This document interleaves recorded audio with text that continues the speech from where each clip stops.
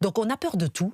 Au bout du bout, on reste en France. Alors on en parlera avec vous, Patrick Visseria, président de l'association francophone des experts du tourisme et président de la société Détente Consulting. Appelez-nous si vous voulez témoigner un peu de votre crainte peut-être de ces vacances. D'abord, Gabrielle Cluzel, votre regard. Est-ce que vous partez en vacances cet été et où?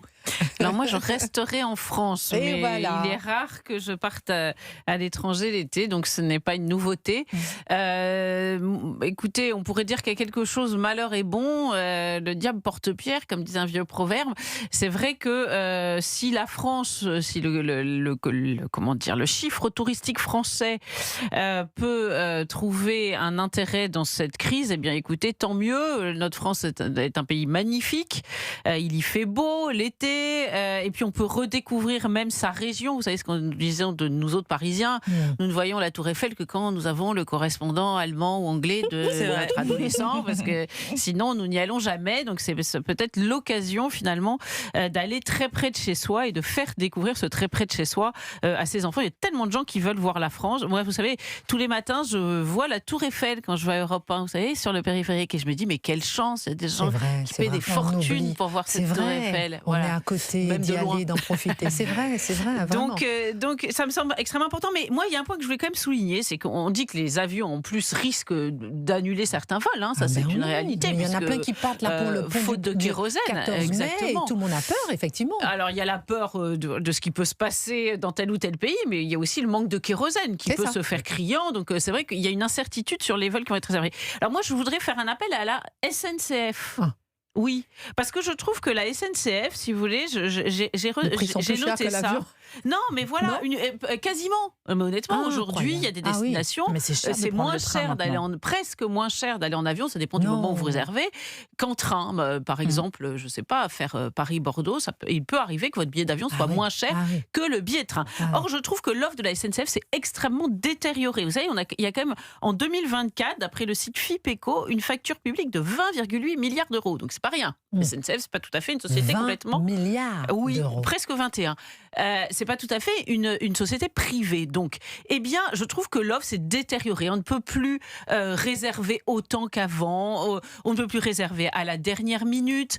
Il y a beaucoup de trains, de petits trains, de petites lignes qui ont été supprimées.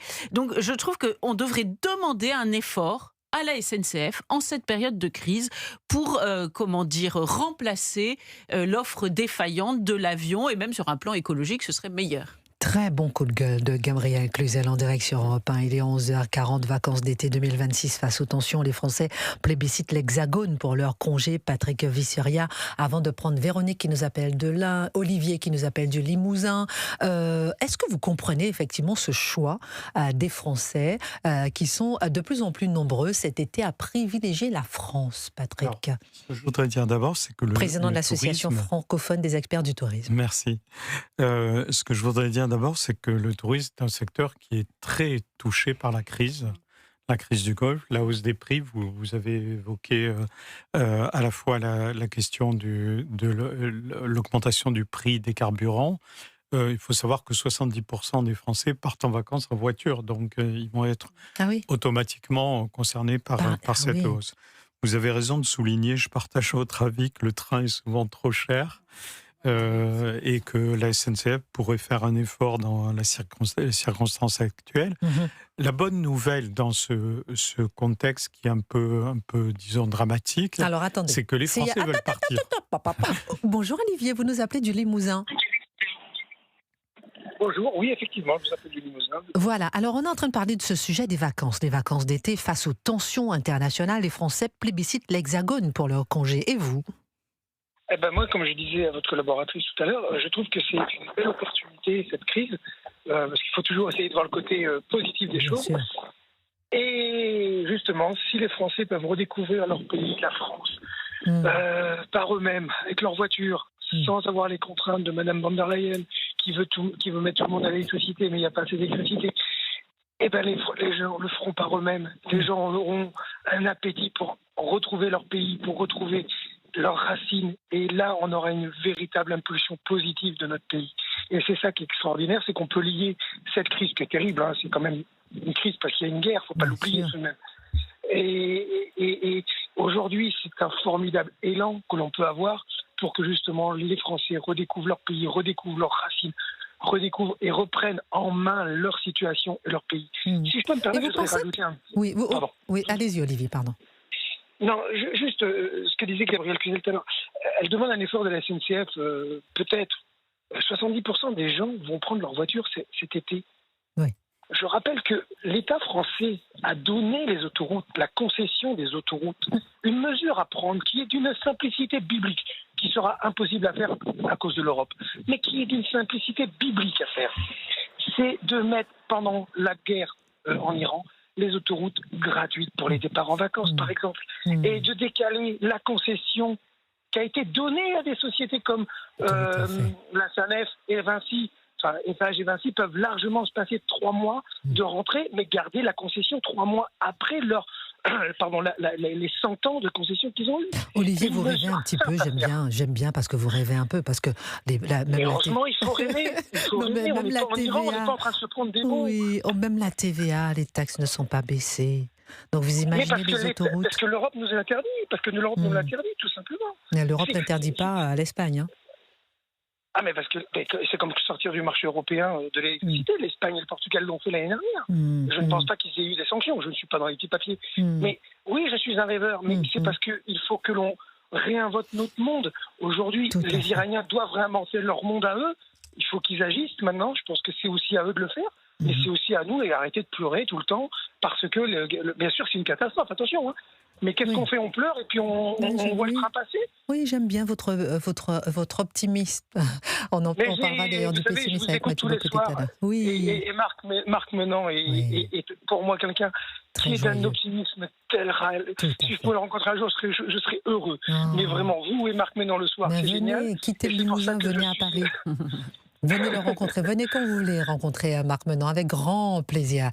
Et d'ailleurs, Mathieu Bocoté sera dans le studio d'Europe 1 dans un instant. Et c'est vrai ce que vous dites, hein, reprenons notre destin en main, redécouvrons la France, profitons pour redécouvrir notre pays, réinjectons notre argent en France. Merci Olivier pour cette once de positivisme et d'optimisme que vous avez jeté dans le studio d'Europe 1 et sur toute la France ce matin. Merci infiniment. Allô Véronique, vous nous appelez de l'Ain et pour vous les vacances c'est mort. Alors là c'est moins drôle. Oui. Pourquoi? C'est moins drôle. J'en rigole, Véronique, mais c'est moins drôle. Simplement parce qu'à l'heure actuelle, je suis en train de choisir entre manger, entre aller travailler pour prendre de l'essence. Je suis en milieu rural. Qu'est-ce que vous faites dans la vie, Véronique? Je suis une ménagère. Voilà. Quel est votre revenu mensuel, ma chère Véronique? C'est à peine 900 €. Non. Si. Et franchement, quand l'URSSAF passe et qu'il fonctionne à 26%, vous voyez ce qui me reste à la fin du mois. Oui, donc les vacances, vous n'y pensez même pas. J'y pense pas et il faut que je choisisse entre manger, payer mes factures, l'essence, enfin voilà quoi. Je fais 150 km par semaine. Enfin voilà quoi. Moi les vacances, c'est impensable. Impensable. Et pourquoi vous faites 150 km par semaine? C'est ça, par semaine? Parce que je suis en milieu rural et que mes clients ne sont pas tous au même endroit. Ça vous fait à peu près quel budget de carburant à dépenser, Véronique? Je mets à peu près 80 € par mois. Et sur un salaire de 900 €. Ouais. 10% d'essence. Et vous, voilà, et vous enlevez 26% d'URSSAF et ce qui me reste, c'est payer mes factures et voilà quoi. Et encore, elles sont pas toutes payées, donc. Oui, c'est ça aussi la réalité de beaucoup de Français. On en a eu beaucoup qui nous ont appelés. Et on a eu des Français, comme on dit, déclassés. On a eu un documentaire sur CNews cette semaine sur ce sujet et qui ne se chauffaient pas l'hiver. Comment vous avez fait cet hiver? Ça a été compliqué aussi pour vous? Alors, j'ai la chance d'avoir des panneaux solaires sur mon toit. Qui vous ont aidé. Voilà. À ne pas trop dépenser. Voilà. Mais moi, ce que je comprends pas à l'heure actuelle, c'est que les Français pensent à partir en vacances, alors que jusqu'à maintenant, ils étaient tous en train de pleurer parce qu'ils n'avaient pas d'essence pour aller travailler. Ah oui, alors que 70% des Français partent en vacances. Ah, vous savez, C'est ça. je me dis aussi que, je ne sais pas hein, ce que vous en pensez, Véronique, mais partir en vacances, c'est pas forcément partir loin non plus. Vous voyez ce que je veux dire? Exactement. Moi, C'est ça comme je aussi. dis, comme j'ai dit à vos collègues, j'ai la chance Ils vont peut-être dans la famille. d'être à la campagne. Non, non, j'ai la chance d'être à la campagne. Mhm. Et ben, mes vacances, ça va être aller me balader dans les prés. Ça va être, voilà, je ne dépenserai pas d'essence à ce niveau-là et j'irai me promener à droite à gauche, Mm. mais sans la voiture et Oui, pour voilà. ne pas dépenser. Merci Pour ne beaucoup pas pour ce dépenser. témoignage, ma chère Véronique. On en a perdu notre sourire, hein, et puis on est de tout cœur avec vous. Non, mais c'est vrai, parce que ça, c'est la réalité. La réalité avec, souvent, les gens disent, oui, 90 milliards d'euros à l'Ukraine, etc. et tout, et nous, les Français, on aimerait effectivement pouvoir partir en vacances, pouvoir mieux vivre, et c'est ça aussi, la réalité. Merci beaucoup pour ce témoignage en direct sur Europe 1. Patrick Vissiaria, je me retourne vers vous. Vous êtes président de l'Association francophone des experts du tourisme et président de la société Détente Consulting. Ça aussi, c'est une réalité des Français qui ne partent pas en vacances et qui restent peut-être pas loin de chez eux. Oui, absolument. Je rappellerai qu'on va fêter cette année les 90 ans des congés payés. Mm. Donc c'est un événement important, mais il y a d'énormes inégalités entre les Français en matière de départ en vacances, puisque quand on regarde les dernières enquêtes qui viennent d'être publiées, 84% des tranches, disons, supérieures ne se posent pas la question et ont déjà décidé de partir en vacances cet été. Mais il faut savoir que 84% des Français 84% des classes des supérieures, classes supérieures. c'est-à-dire qui disposent de revenus confortables, Oui. ont décidé de partir et c'est bien, bien normal et c'est très bien parce qu'il faut aussi rappeler, je crois que vous l'avez dit tout à l'heure, c'est un secteur qui rapporte beaucoup d'argent au territoire, qui crée des secteur du emplois. tourisme, Donc on a absolument. besoin en fait aussi de gens qui dépensent dans le secteur du tourisme. L'autre question, c'est effectivement, il y a à peu près 30% des gens qui aujourd'hui sont à peu près dans la situation que vient d'évoquer Madame. Véronique qui nous appelle de là. C'est-à-dire qu'ils ne disposent pas, ils vont faire des choix, des arbitrages. Et chaque fois qu'il y a une crise économique, en fait, le secteur du tourisme, c'est une variable Ah oui, bien sûr. d'ajustement. Mm. On ne peut pas faire trop d'économies sur certains postes. On en fait sur l'alimentation, sur l'éducation des enfants. Par contre, sur les vacances et sur le tourisme, on peut arbitrer sur un certain nombre de choix. Et il y a des façons de dépenser moins pendant les vacances, Exemple, tout en donnez-nous. continuant à partir. C'est ce que veulent les Français aujourd'hui. Alors, donnez-nous des exemples pour ceux qui nous écoutent, qui n'ont pas les moyens. Il est 11h53 sur Europe 1.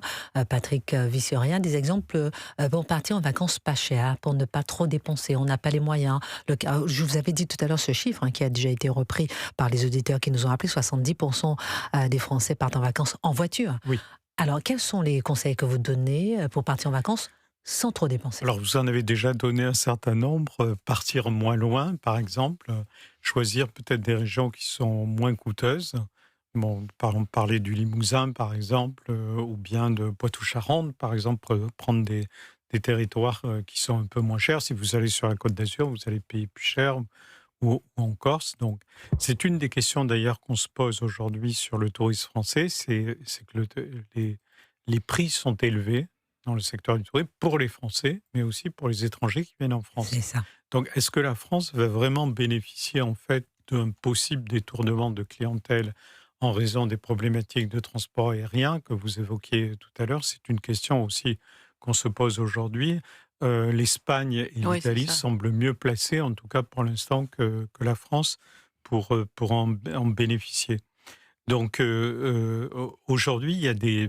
Alors, j'ajouterais Internet, l'intelligence artificielle. Près de 20% des Français aujourd'hui... Rapprochez-vous du micro, on vous perd. Ah oui, pardon. Près de Internet, 60, oui, près de 68%. 20% des Français utilisent l'IA aujourd'hui pour choisir leurs vacances, mais aussi on peut trouver sur les applications... Pour trouver on des peut vacances pas chères. comparer les On prix. demande à ChatGPT Oui, il des vacances demande pas un chères. programme. Ah bon? Oui, j'ai vu ça. Ah oui, Ouais. d'accord. Voilà, ok. ou les réseaux sociaux, ou Mhm. les applications mobiles. Donc, par exemple, quand on va quelque part, il faut essayer de comparer le plus possible les prix, les prestations, et aussi apprendre à jouer avec les centrales de réservation. Ah oui. Par exemple, les prix que vous Ça allez demande du trouver temps, sur tout ça, hein, Airbnb, Quel boulot ou quand sur, même. ont eu tendance à faire, tout ça a eu tendance à faire augmenter les prix. Et si les prix ne sont pas dans le marché, ça n'est pas loué. Hmm. Donc j'invite les Français vraiment à utiliser et à jouer avec les applications, de ne pas acheter systématiquement tout ce qu'on leur propose tout de suite, mais peut-être attendre quelques jours pour essayer de trouver quelque chose de plus intéressant.